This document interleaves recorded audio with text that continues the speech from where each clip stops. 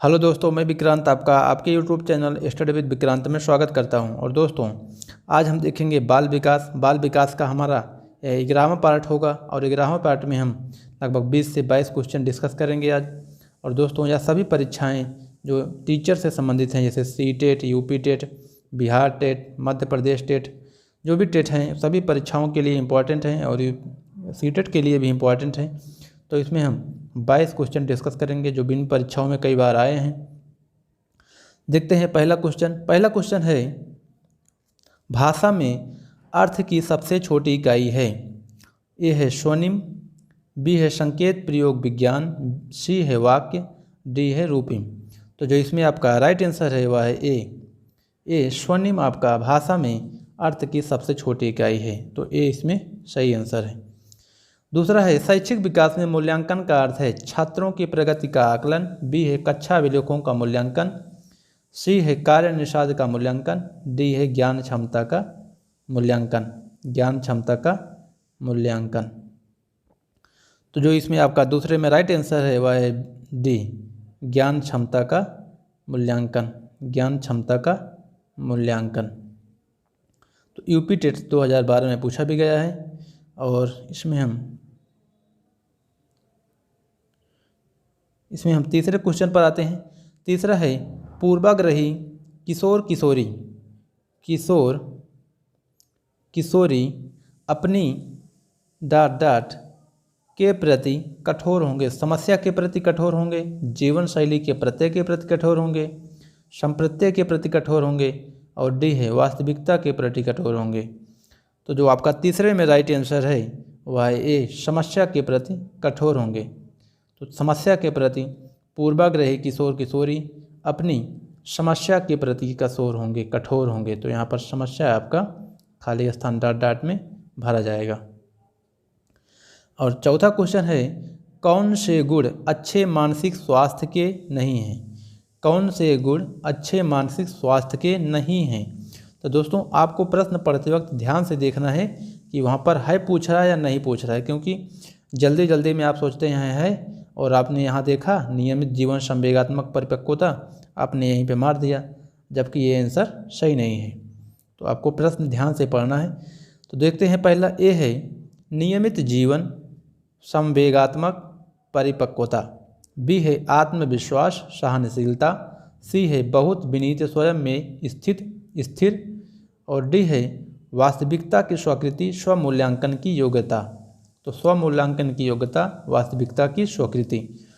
तो चौथे में जो आपका राइट आंसर है वह है बी, आत्मविश्वास और सहनशीलता अच्छे मानसिक स्वास्थ्य के गुण हैं।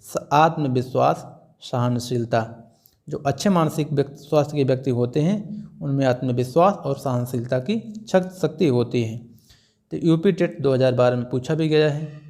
अब हम नेक्स्ट क्वेश्चन आते हैं, स्व केंद्रित अवस्था होती है बालक के जन्म से 2 वर्ष तक, 3 से 6 वर्ष तक, 7 वर्ष से किशोरावस्था तक, और किशोरावस्था में। तो यूपी टेट 2012 में भी पूछा गया है।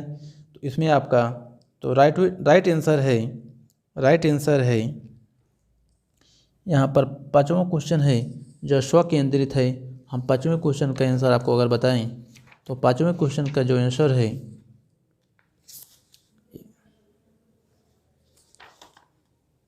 बी है। तो 3 से 6 वर्ष तक स्व केंद्रित अवस्था होती है बालक का, 3 से 6 ईयर तक होता है। आते हैं छठवां क्वेश्चन है, माँ बाप के साये से बाहर निकलकर अपने साथी बालकों की संगत को पसंद करना संबंधित है। तो ऐसे बालक की उम्र क्या होती है जो अपने माँ बाप के साये से, मतलब उनके छत्र छाया में नहीं रहते हैं, अपने दोस्तों के साथ खेलना पसंद करते हैं। तो ए है किशोरावस्था से, बी है पूर्व किशोरावस्था से, सी है उत्तर बाल्यावस्था से, और डी है शैशवावस्था से। तो दोस्तों, जो इसमें आपका राइट आंसर है कि माँ बाप के साये से बाहर निकलकर बालक अपने संगत में खेलना पसंद करते हैं, सामूहिक में खेलना पसंद करते हैं, वह है बी, मतलब पूर्व किशोरावस्था के समय से बच्चे खेलना अपने माता पिता के साय से बाहर निकलकर खेलना पसंद करते हैं। तो इस प्रकार से हम जान सकते हैं, समझ सकते हैं कि बालक माता पिता के साय से निकलकर पूर्व बाल किशोरावस्था में वह निकलकर खेलना पसंद करते हैं, माता पिता के साथ नहीं रहते हैं जन्मदिन तक।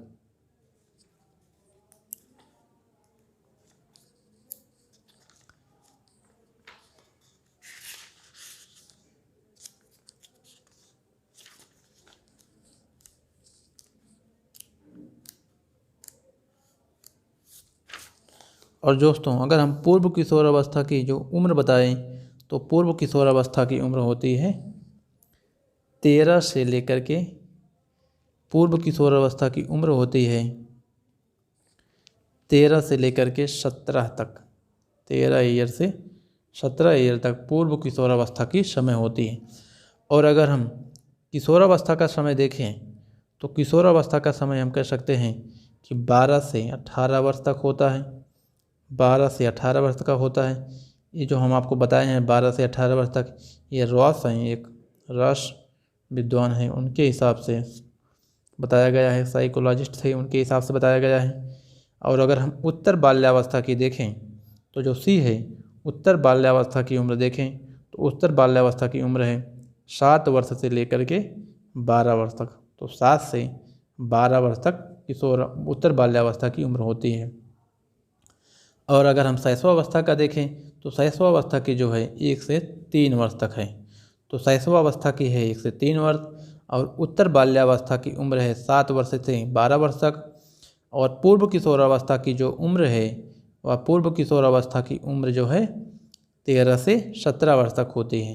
तो यही आपका राइट आंसर है, पूर्व किशोरावस्था 13 से लेकर के पूर्व किशोरावस्था 7 से 13 से लेकर के 13 से 17 तक होती है। तो B is the right answer. तो आपको बी आंसर सही मारना है। अब हम आते हैं नेक्स्ट क्वेश्चन, और नेक्स्ट है 7वां क्वेश्चन। मानसिक परिपक्वता की ऊंचाइयों को छूने के लिए प्रयत्नरत रहना संबंधित है। मानसिक परिपक्वता की ऊंचाइयों को छूने के लिए प्रयत्नरत रहना संबंधित है किशोरावस्था से, और बी है प्रौढ़ावस्था से, सी है पूर्व किशोर बाल्यावस्था से, और डी है उत्तर बाल्यावस्था से। तो किशोरावस्था है और प्रौढ़ावस्था है, सी है पूर्व बाल्यावस्था, डी है उत्तर बाल्यावस्था। तो दोस्तों, जो 7वें में आपका राइट आंसर है वह है ए किशोरावस्था से। जो हमने किशोरावस्था की उम्र बताई है आपको 12 से 18 वर्ष तक। तो किशोरावस्था की उम्र है 12 वर्ष तक। इस उम्र में मानसिक परिपक्वता को ऊंचाइयों को छूने के लिए बालक जो होते हैं सदैव प्रयत्नशील रहते हैं, कार्य करते रहते हैं, कार्य में मन लगाते हैं। तो उनकी जो उम्र होती है वह 12 से लेकर के 18 तक होती है किशोरावस्था की उम्र। और अगर इसमें अन्य उम्र देखें तो प्रौढ़ावस्था की जो उम्र होती है 21 से 40 तक होती है। तो प्रौढ़ावस्था की 21 से 40 तक होती है, 21 से 40 वर्ष तक उम्र होती है। और इसमें हम पूर्व बाल्यावस्था का देखें तो पूर्व बाल्यावस्था की होती है 3 से लेकर के जो पूर्व बाल्यावस्था की है 3 से लेकर के 6 वर्ष तक, 3 से 6 वर्ष होती है। और अगर उत्तरावस्था की देखें तो इस इच्छा के बाद 7 आता है, 7 से लेकर के 12 वर्ष तक। तो 7 से लेकर के 12 वर्ष तक।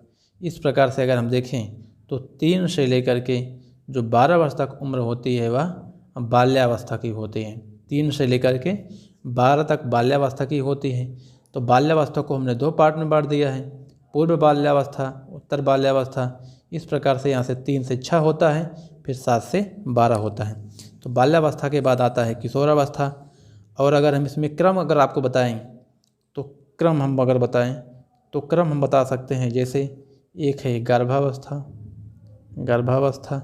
जो गर्भावस्था है गर्भाधान से लेकर के जन्म तक होता है। फिर आता है शैशवावस्था होता है जन्म से 2 सप्ताह तक, जन्म से लेकर के बर्थ टू वीक। तो बर्थ से लेकर के 2 वीक तक होता है शैशवावस्था। फिर आता है बचपनावस्था, तो बचपना अवस्था आता है, तो बचपना सबको याद आता है ज़्यादा ही कुछ। तो बचपनावस्था जो उम्र होती है, बचपनावस्था की उम्र होती है 3 सप्ताह से लेकर के 2 वर्ष तक। 3 सप्ताह, तो 3 सप्ताह से लेकर के 2 वर्ष तक बचपनावस्था की उम्र होती है। बचपनावस्था के बाद आता है पूर्व बाल्यावस्था। तो पूर्व बाल्यावस्था को हमने बताया भी, 3 से लेकर के 6 वर्ष तक। फिर आता है उत्तर बाल्यावस्था। उत्तर बाल्यावस्था की उम्र होती है 7 से 12 तक। फिर आता है किशोरावस्था, और फिर आता है इसमें अगर हम और देखें, एक तो वैज्ञानिक हैं जिनका नाम है हॉरलॉक। तो हॉरलॉक ने एक इसमें बांट दिया है, उन्होंने कहा है वयः संधि। वयः संधि जो उनके हिसाब से उम्र है 12 से 14 वर्ष तक है। वयः संधि की उम्र 12 से 14 वर्ष तक है। फिर आता है किशोरावस्था। किशोरावस्था को हमने 2 पार्ट में बांट दिया, पूर्व किशोरावस्था, फिर बांट दिया उत्तर किशोरावस्था। बाल्यावस्था की तरह जैसे हमने बांटा है उत्तर बाल्यावस्था, पूर्व बाल्यावस्था। जो पूर्व किशोरावस्था की उम्र है वह 13 से लेकर के 17 वर्ष तक। 13 से 17 वर्ष तक हॉरलॉक के अनुसार है। फिर आता है उत्तर बाल्यावस्था, उत्तर किशोरावस्था। जो उत्तर किशोरावस्था की उम्र है वह 18 से लेकर के 21 तक है। 18 से 21 तक उत्तर किशोरावस्था की उम्र है। उत्तर किशोरावस्था की 18 से 21 तक है, जबकि पूर्व की है 13 से लेकर के 17 तक। फिर आता है प्रौढ़ावस्था। तो प्रौढ़ावस्था की जो उम्र होती है 21 से 40 वर्ष। तो प्रौढ़ावस्था की 21 से 40 तक होती है। जो कि इनका यहाँ पर हम और देखें तो और होता है एक मध्यावस्था। और जो मध्यावस्था की उम्र है 41 से लेकर के 60 तक होती है। 41 से लेकर के 60 तक होती है। फिर आता है वृद्धावस्था। वृद्धावस्था होती है 60 के बाद से। तो 60 के बाद से जितना भी उम्र होगा वह वृद्धावस्था में गिना जाएगा, सीनियर सिटीजन कहा जाएगा। तो 60 से लेकर के जन्म तक वृद्धावस्था की उम्र होती है। दोस्तों इस प्रकार से हमने आपको 11 क्रम बताया है। हॉरलॉक के अनुसार होता है गर्भावस्था, शैशवावस्था, बचपनावस्था, पूर्व बाल्यावस्था, और 5वां है उत्तर बाल्यावस्था। फिर है वयः संधि। वयः संधि है 12 से 14 वर्ष तक। फिर है पूर्व किशोरावस्था। पूर्व किशोरावस्था है 13 से लेकर के 17 वर्ष तक। उत्तर किशोरावस्था की उम्र है 18 से लेकर के 21 वर्ष तक। प्रौढ़ावस्था की है 21 से लेकर के 40 तक। मध्यावस्था की है 41 से लेकर के 60 तक। फिर आता है वृद्धावस्था, लास्ट है वृद्धावस्था। वृद्धावस्था का जो उम्र हमने बांटा है हॉरलॉक के अनुसार वह 60 वर्ष के बाद बांटा है। फिर आते हैं हम 8वें क्वेश्चन पर। अब 8वां क्वेश्चन है बुद्धि एवं सृजनात्मकता, क्रिएटिविटी में किस प्रकार का सहसंबंध पाया जाता है। तो बुद्धि और सृजनात्मकता में किस प्रकार का संबंध पाया जाता है आपको बताना है। धनात्मक और ऋणात्मक, फिर शून्य, और फिर आता है डी है ये सभी।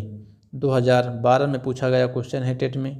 तो 2012 में यूपी टेट में पूछा गया है कि बुद्धि और सृजनात्मकता में किस प्रकार का सहसंबंध पाया जाता है। तो 8वें में जो आपका राइट आंसर है वह है ए मतलब बुद्धि और सृजनात्मकता में धनात्मक पॉजिटिविटी पाई जाती है। तो धनात्मक पाया जाता है, धनात्मक सहसंबंध पाया जाता है, इसलिए आपका इसमें ए आंसर सही है। अब हम आते हैं 9वां क्वेश्चन है कक्षा में अनुशासन बनाए रखने के लिए सर्वाधिक प्रभावशाली उपाय क्या है। तो कक्षा में आप अनुशासन बनाना चाहते हैं तो सर्वाधिक प्रभावशाली उपाय क्या अपनाएंगे। ए है अनुशासनहीन छात्रों को कक्षा से बाहर निकाल देंगे। बी है शिक्षण को रोचक एवं व्यवहारिक बनाना चाहिए। और सी है छात्रों के अभिभावकों को सूचित करेंगे।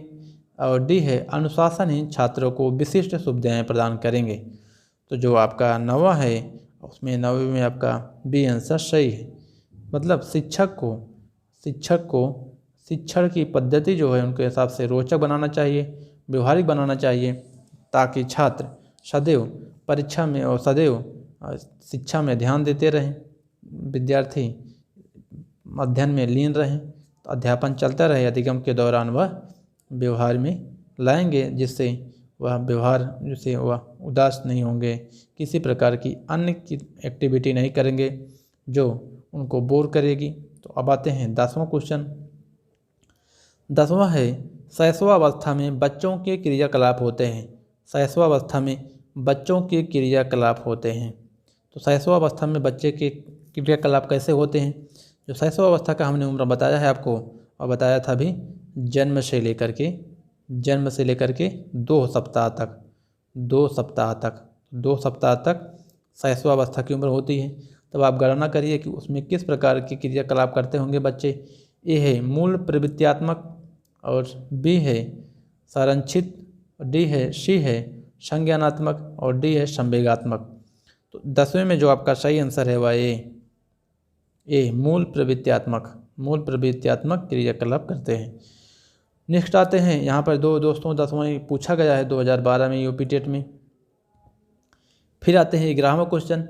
11वां है जिन विद्यालयों में समेकित शिक्षा दी जाती है उसके शिक्षकों को किस क्षेत्र में विशेष प्रशिक्षित करना चाहिए?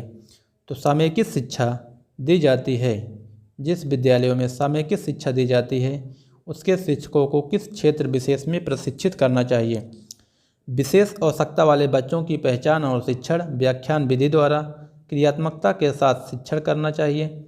उपरोक्त में से कोई नहीं यूपी टेट 2012 में पूछा गया है। और 11वें में जो आपका सही आंसर है वह है ए मतलब विशेष आवश्यकता वाले बच्चों की पहचान और उस प्रकार से शिक्षण करना चाहिए। तो जैसे बच्चे होंगे उसी प्रकार से शिक्षण करने पर बल देता है। तो विशेष आवश्यकता वाले बच्चों की पहचान करना और शिक्षण प्रदान करना, जिस विद्यालयों में समेकित शिक्षा होती है। 12वां है निम्नलिखित में से किस समूह के बच्चों को समायोजन की समस्या होती है? तो किस उम्र के समूह के बच्चों को समायोजन में समस्या होती है?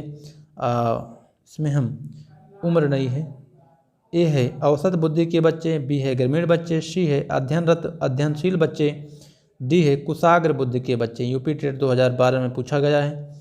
इसमें जो आपका राइट आंसर है वह है डी कुशाग्र बुद्धि के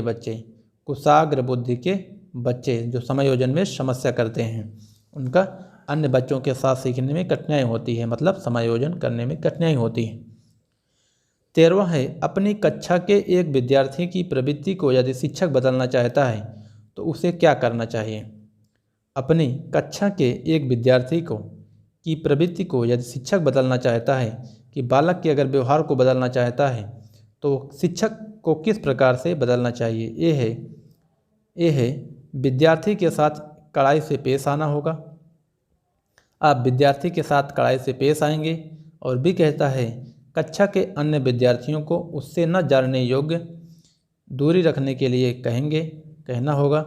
और सी है उसके समूह के सभी सदस्यों की प्रवृत्ति बदलनी होगी। डी है विद्यार्थियों को पढ़ने के लिए प्रेरित करना होगा। तो जो आपका 13वें में राइट आंसर है वह सी उसके समूह के सभी सदस्यों की प्रवृत्ति बदलनी होगी। उसके समूह के सभी सदस्यों की प्रवृत्ति बदलनी होगी, मतलब कि जिस संगठन में और जिस संगत में वह रहता है, जैसे मान लीजिए कि 5 बच्चे का ग्रुप है, तो उस बच्चे को जो प्रवृत्ति होगी उन सभी के समूह को सभी बदलना होगा, प्रवृत्ति को बदलना करना चाहेगा शिक्षक। 14वां है विकास का सही संबंध परिपक्वता से है जो उद्दीपन का डांट से है। विकास का वही संबंध परिपक्वता से है जो उद्दीपन का डांट से है। तो आपको बताना है कि परिवर्तन का जो संबंध, विकास का संबंध परिपक्वता से था, उद्दीपन का संबंध किससे होगा? परिवर्तन से, चेंज से, प्रतिक्रिया से, रिएक्शन से, परिणाम से, रिजल्ट से, संज्ञानात्मक विकास, कॉग्निटिव डेवलपमेंट। तो आपको बताना है 14वें में जो राइट आंसर है वह है बी, मतलब प्रतिक्रिया का, रिएक्शन का, उद्दीपन का जो संबंध, विकास का जो संबंध परिपक्वता से था वही संबंध उद्दीपन का प्रतिक्रिया से होगा। तो बी इसमें आपका राइट आंसर है, B is the correct answer. 15वां है पियाजे मुख्यतः डाट के क्षेत्र में योगदान के लिए जाने जाते हैं। पियाजे मुख्यतः किस क्षेत्र में जाने जाते हैं? भाषा विज्ञान में, संज्ञानात्मक विकास में, नैतिक विकास में, सामाजिक विकास में। तो जो आपका राइट आंसर है इसमें, और राइट आंसर है बी, मतलब संज्ञानात्मक विकास में पियाजे जाने जाते हैं। तो पियाजे जो हैं संज्ञानात्मक विकास के क्षेत्र में जाने जाते हैं। तो यहाँ पर बी लिख लीजिएगा, B is the correct answer. 16वां है, जब कभी दो या अधिक व्यक्ति एक साथ मिलते हैं और एक दूसरों को प्रभावित करते हैं तो वे एक सामाजिक समूह का निर्माण करते हैं। यह कथन कैसे है? आंशिक रूप से सत्य है, कदाचित सत्य है और असत्य है। यूपी टेट 2012 में पूछा गया है कि जब कभी दो या दो से अधिक, यहाँ पर दो या दो से अधिक कर लीजिएगा, दो या दो से अधिक व्यक्ति एक साथ मिलते हैं और एक दूसरे को प्रभावित करते हैं तो वे एक सामाजिक समूह का निर्माण करते हैं। यह कथन आंशिक रूप से सत्य है, असत्य है, कदाचित सत्य है। तो जो आपका इसमें राइट आंसर है वह है बी मतलब कि सत्य है कि वह समूह का निर्माण करते हैं। और नेक्स्ट क्वेश्चन है 17वां है, निम्नलिखित कृतियों में से कौन अपने बच्चों को आंतरिक प्रेरणा दे रहा है? तो कौन अपने बच्चों को आंतरिक प्रेरणा दे रहा है इसमें बताया गया है चारकूट के माध्यम से। फादर रॉबर्ट इसमें अपनी कक्षा के उन बच्चों को चॉकलेट देते हैं और अच्छा व्यवहार करते हैं और अगली कक्षा में कक्षोन्नति पाने पर नंद कुमार अपने पुत्र को कहानी की पुस्तकें देते हैं। इसमें यहाँ से बी ए है, फिर यहाँ से बी है। बातें हैं सी नंबर है, अपने पुत्र के जन्मदिन पर गिरजेश कुमार दावत देते हैं। और इसमें डी है, अब विज्ञान विषयों में सर्वोच्च अंक पाने पर राकेश अपने पुत्र की प्रशंसा करते हैं। तो दोस्तों आप समझ गए होंगे कि विज्ञान विषयों में सर्वोच्च अंक पाने पर राकेश अपने पुत्र की प्रशंसा करते हैं, क्योंकि प्रशंसा पुरस्कार इन सब के माध्यम से बच्चे सदैव सीखने के लिए उत्साहित होते हैं, जागृत करते हैं। और इसमें हम एक चीज़ और जोड़ सकते हैं, मोटिवेशन। तो बच्चे मोटिवेशन देने पर भी सीखने के लिए लालायित हो जाते हैं। तो 18वां क्वेश्चन है, बच्चों के सामाजिक विकास में का महत्व है? तो बच्चों के सामाजिक विकास में किसका महत्व है ये पूछा जा रहा है। खेल का महत्व है, बाल साहित्य का, दिनचर्या का, संचार माध्यम का। यूपी टेट 2012 में पूछा गया है। और इसमें जो आपका राइट आंसर है वह ए। तो बच्चों के सामाजिक विकास में खेल का महत्व है, स्पोर्ट का महत्व है। तो ए आपका इसमें सही आंसर है। नेक्स्ट है 19वां है, भाटिया बैटरी का प्रयोग निम्न में से किसके परीक्षण हेतु किया जाता है? तो भाटिया बैटरी का प्रयोग किसके परीक्षण हेतु किया जाता है?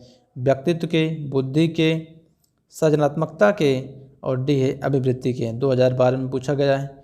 दोस्तों बहुत इंपॉर्टेंट क्वेश्चन है। हम थोड़ा भले पढ़ाने में किसी प्रकार से कठिनाई कर रहे हैं, लेकिन हम आपको क्लास रोज़ अपडेट कर रहे हैं, रोज़ क्वेश्चन आपको प्रदान कर रहे हैं। तो आप मेरे साथ मेहनत करिए, हम भी आपके साथ बहुत मेहनत करते हैं। तो इसमें आपका जो 19वें में राइट आंसर था बी। तो बुद्धि जो भाटिया बैटरी का संबंध बुद्धि से था। तो नेक्स्ट है 20वां क्वेश्चन। 20वां है, भाषा विकास में सहयोग करने का कौन सा तरीका गलत है? तो भाषा विकास में सहयोग करने का कौन सा तरीका गलत है? ए है, बच्चों को बिना टोके प्रकरण पर बात करना। बी है, उसकी अपनी भाषा के प्रयोग को अमान्य करना। सी है, उसके प्रयोगों का समर्थन करना।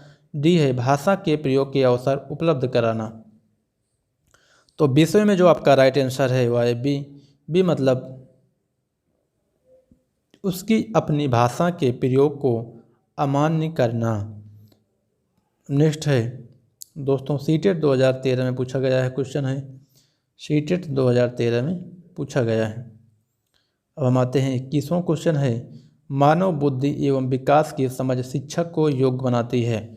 मानव बुद्धि एवं विकास की समझ शिक्षक को योग्य बनाती है। यहाँ पर डाट है, फिर योग्य बनाती है। तो जो इसमें सीटेट 2013 में पूछा गया क्वेश्चन है, ए है, निष्पक्ष रूप से अपने शिक्षण अभ्यास। बी है, शिक्षण के समय शिक्षार्थियों के संवेगों पर नियंत्रण बनाए रखना। सी है, विविध शिक्षार्थियों के शिक्षण के बारे में शिक्षार्थियों को यह बताना कि वे अपने जीवन को कैसे सुधार सकते हैं। तो दोस्तों यहाँ पर हमने यहाँ पर डी है, ये जो ये कूट है ये डी है। शिक्षार्थियों को यह बताना कि वे अपने जीवन को कैसे सुधार सकते हैं।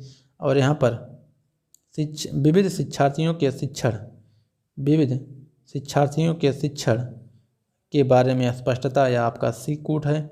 और बी है शिक्षार्थियों के संवेगों पर नियंत्रण। और ए है निष्पक्ष रूप से अपने शिक्षण अभ्यास। तो इसमें जो आपका राइट आंसर है, कौन सा क्वेश्चन है ये 21वें में जो आपका, अगर हम राइट आंसर के शिक्षण के बारे में स्पष्टता, तो सी आपका राइट आंसर है। नेक्स्ट क्वेश्चन है 22वां है निम्नलिखित में से कौन सा सत्य है। शिक्षक द्वारा प्रश्न पूछना संज्ञानात्मक विकास में बाधक है। बी है विकास और सीखना दोनों सामाजिक सांस्कृतिक संदर्भों से अप्रभावित रहते हैं। शिक्षार्थी एक निश्चित तरीके से सीखते हैं। खेलना संज्ञान और सामाजिक दक्षता के लिए सार्थक है। सीटेट 2013 में पूछा गया है दोस्तों। और जो इसमें आपका राइट आंसर है वह है डी, खेलना संज्ञान और सामाजिक दक्षता के लिए सार्थक है। खेलना संज्ञान और सामाजिक दक्षता के लिए सार्थक है। अब दोस्तों आपको अभ्यास प्रश्न में हमने पूछा है कि बच्चों के विकास में आनुवंशिकता और वातावरण की भूमिका के बारे में निम्नलिखित में से कौन सा कथन सत्य है। ए है आनुवंशिकता और वातावरण दोनों एक बच्चे के विकास में 50-50% योगदान देते हैं। समवयस्कों और पितृक का सापेक्ष योगदान योगात्मक नहीं होता है। सी है आनुवंशिकता और वातावरण का एक साथ परिचालन नहीं होता है। डी है सहज रुझान वातावरण से संबंधित है, जबकि वास्तविक विकास के लिए आनुवंशिकता जरूरी है। तो दोस्तों अगर हम आपको बताएं, इसमें यहाँ पर ए है कि आनुवंशिकता और वातावरण दोनों एक बच्चे के विकास में 50-50% का योगदान देते हैं, ये आपका ए हो गया। और बी है कि समवयस्कों और पितृक का सापेक्ष योगदान योगात्मक नहीं होता है, बी है। और यहाँ पर हम ये बी है। और सी है आनुवंशिकता और वातावरण एक साथ परिचालित नहीं होते हैं। और डी है सहज रुझान वातावरण से संबंधित है, जबकि वास्तविक विकास के लिए आनुवंशिकता जरूरी नहीं है। यह भी सीटेट 2013 में पूछा गया क्वेश्चन है। आपको इसे कमेंट बॉक्स में बताना है, नीचे कमेंट बॉक्स में आपको बताना है कि क्या आंसर सही होगा आपका अभ्यास प्रश्न में। तो बस दोस्तों आज के लिए इतना ही। हम नेक्स्ट पार्ट आपको देंगे जल्द ही। हमारे चैनल को लाइक, सब्सक्राइब और शेयर करना मत भूलिएगा दोस्तों। हमने इसमें क्या गलती की है, जैसे हमने यहाँ पर टाइपिंग में कुछ गलतियाँ की हैं, उसे हम सुधारने का प्रयास करेंगे। तो दोस्तों आज के लिए बस इतना ही। हमारे चैनल को देखने के लिए धन्यवाद।